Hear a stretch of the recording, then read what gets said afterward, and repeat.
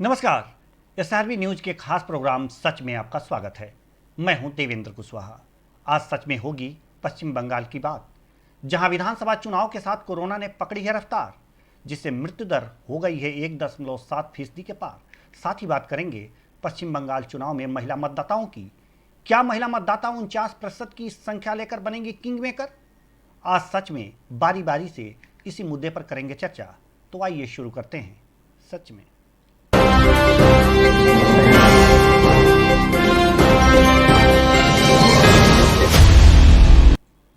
पिछले कई दिनों से सवाल पूछे जा रहे थे कि आखिर चुनावी राज्य पश्चिम बंगाल में कोरोना के मामले क्यों नहीं बढ़ रहे हैं।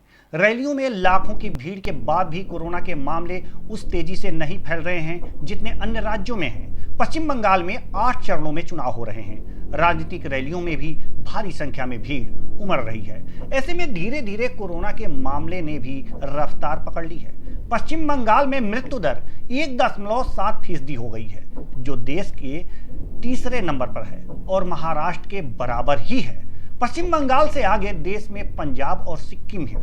बंगाल में कोरोना से मृत्यु की दर 1.7% है, जबकि पूरे देश में यह आंकड़ा 1.3% का ही है। इससे पता चलता है कि चुनावी राज्य में भी कोरोना जमकर पैर पसार रहा है। पश्चिम बंगाल कोरोना के पॉजिटिविटी रेट के मामले में भी देश में 7वें नंबर पर आ गया है।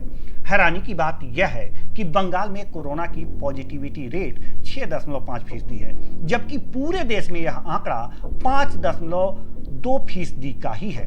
टोटल पॉजिटिविटी रेट का आंकड़ा कुल टेस्ट में संक्रमित पाए गए लोगों के आधार पर निकाला जाता है। इसका अर्थ यह हुआ कि यदि बंगाल में 100 लोगों का कोरोना टेस्ट हुआ है तो उसमें से 6.5% संक्रमित मिले हैं। यह पॉजिटिविटी रेट चिंताओं को बढ़ाने वाला है। पश्चिम बंगाल में बीते 7 दिनों के औसत की बात करें तो पश्चिम बंगाल में हर दिन 3040 केस मिल रहे हैं। पश्चिम बंगाल में अब भी 4 चरणों का चुनाव बाकी है। 17, 22, 26 और 29 अप्रैल को अभी मतदान होना है। उससे पहले चुनाव प्रचार जोरों पर है। ऐसे में एक्सपर्ट चिंता जता रहे हैं कि राज्य में कोरोना का कहर बढ़ सकता है। रैलियों में बड़े पैमाने पर लोगों के जुटने और आवाजाही के चलते संकट गहरा सकता है। बता दें कि चुनाव आयोग ने राजनीतिक दलों से कोरोना प्रोटोकॉल का पालन करने की अपील की है। और अब बात करते हैं पश्चिम बंगाल के महिलाओं की, जो बन सकती हैं किंग मेकर। इसलिए बीजेपी और टीएमसी अपने पाले में इन्हें करने में लगी है। तृणमूल कांग्रेस और बीजेपी महिला मतदाताओं का समर्थन हासिल करने की कोशिश के तहत महिलाओं से जुड़े मुद्दे उठा रही है।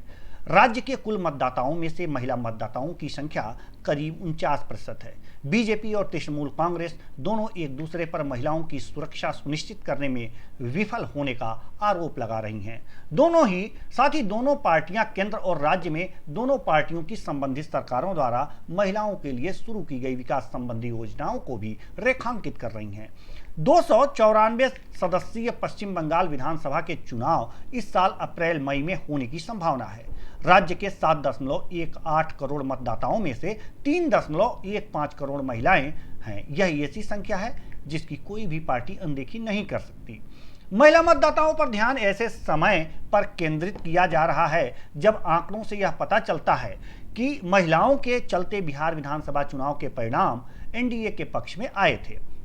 महिला मतदाता ममता बनर्जी नीत तृणमूल कांग्रेस के समर्थन में मजबूती से खड़ी हैं, लेकिन साल 2019 के लोकसभा चुनाव में उनमें से कई ने बीजेपी का समर्थन किया। इसके बाद राज्य में सत्ताधारी पार्टी ने उन्हें फिर से लुभाने के कई पहल शुरू की।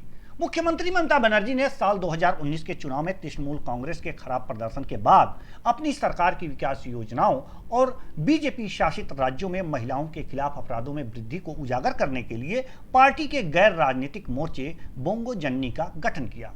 महिला और बाल विकास मंत्री तथा बोंगो जन्नी महासचिव शशि पांजा ने कहा कि तृणमूल कांग्रेस सरकार ने पश्चिम बंगाल में अपने शासन के 10 सालों में कन्याश्री जैसी कई विश्व स्तरीय प्रशंसित योजनाओं को लागू किया है, जिनसे महिलाएं और लड़कियां लाभान्वित हुई हैं। हमने महिलाओं की सुरक्षा सुनिश्चित करने के लिए क्या किया है, इस पर हमें बीजेपी से प्रमाण पत्र की आवश्यकता नहीं है।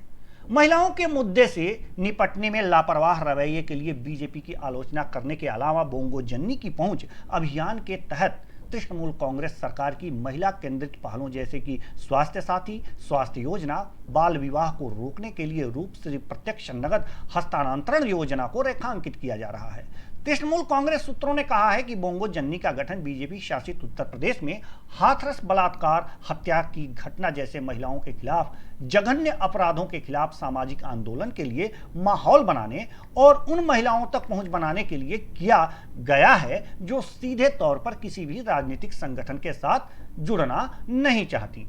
महिलाओं के बीच खोई जमीन वापस लाने में जुटी टीएमसी तृणमूल कांग्रेस के वरिष्ठ नेता और सांसद सौगत रॉय ने कहा कि बीजेपी शासित राज्यों में महिलाओं की स्थिति खुद ही स्थिति बयां करती है। तृणमूल कांग्रेस के एक अन्य वरिष्ठ नेता ने अपना नाम गुप्त रखने की शर्त पर कहा कि बोंगो जन्नी के गठन का एक उद्देश्य 2019 के लोकसभा चुनाव के बाद महिलाओं के बीच पार्टी की खोई हुई जमीन को फिर से हासिल करना था। राज्य की महिलाएं 2006-2007 तक वामपंथियों के साथ बहुत मजबूती से खड़ी रहीं, लेकिन सिंगूर और नंदीग्राम में भूमि अधिग्रहण विरोधी आंदोलन के बाद उनका समर्थन ममता बनर्जी के प्रति हो गया। साल 2009 के लोकसभा चुनाव में ज्यादातर महिलाओं ने बनर्जी को वोट दिया। हालांकि महिलाओं के खिलाफ कुछ अपराधों के चलते शहरी महिला मतदाताओं में उनका आधार कुछ कम हुआ, लेकिन राज्य के राजनीतिक परिदृश्य में बीजेपी के प्रवेश करने से पहले तक उनका ग्रामीण आधार मजबूत रहा। बीजेपी साल 2019 के चुनाव में तृणमूल कांग्रेस की प्रमुख चुनौती बनकर उभरी, जिनसे राज्य की 42 लोकसभा सीटों में से 18 सीटों पर जीत दर्ज की, जो कि तृणमूल कांग्रेस की सीटों से केवल 4 कम थी। सूत्रों ने कहा है कि बीजेपी ने महिलाओं के वोट शेयर का एक बड़ा हिस्सा छीन लिया है। बीजेपी अब बलात्कार की बढ़ती घटनाओं तथा उत्तर बंगाल और आदिवासी क्षेत्रों से महिलाओं की तस्करी को लेकर तृणमूल कांग्रेस को निशाना बना रही है।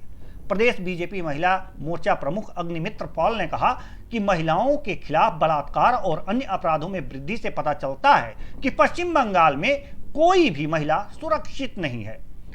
बलात्कार पीड़ितों को मुआवजा भयावह है। क्या तृणमूल कांग्रेस सरकार महिला सम्मान खरीदने की कोशिश कर रही है? वह महिला सुरक्षा सुनिश्चित करने में विफल रही है। राष्ट्रीय महिला आयोग ने भी महिलाओं के खिलाफ अत्याचार की शिकायतों पर कथित निष्क्रियता के लिए राज्य पुलिस को फटकार लगाई है।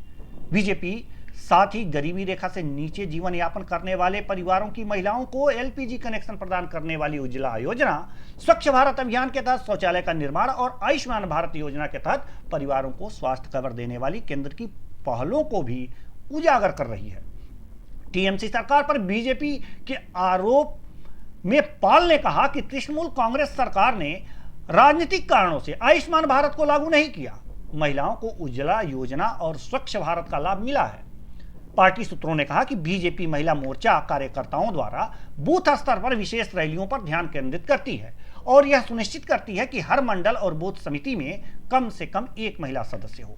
2019 के लोकसभा चुनाव में तृणमूल कांग्रेस ने 17 महिला उम्मीदवारों को मैदान में उतारा था, जबकि बीजेपी ने 5 महिला उम्मीदवारों को टिकट दिया था। अब साल 2016 के विधानसभा चुनाव के दौरान तृणमूल कांग्रेस ने बीजेपी की 31 महिला उम्मीदवारों की तुलना में 45 महिला उम्मीदवारों को मैदान में उतारा था। फिलहाल सच में अब तक के लिए इतना ही। मुझे दीजिए इजाजत। नमस्कार।